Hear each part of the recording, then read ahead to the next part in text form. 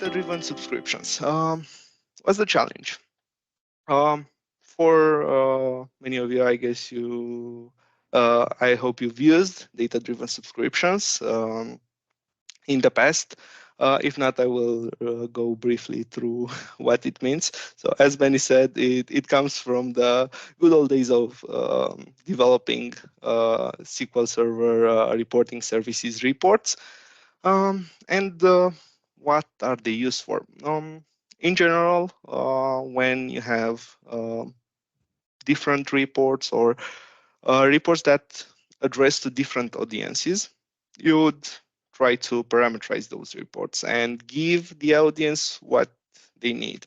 And how we do that, like giving them the latest sales reports on Sunday afternoon. You'd not want to do that yourself and log in on Sunday and send those reports. So you'd create a subscription. What do you do if you have, I don't know, 10 departments to which you need to send those reports? Let's say the sales report.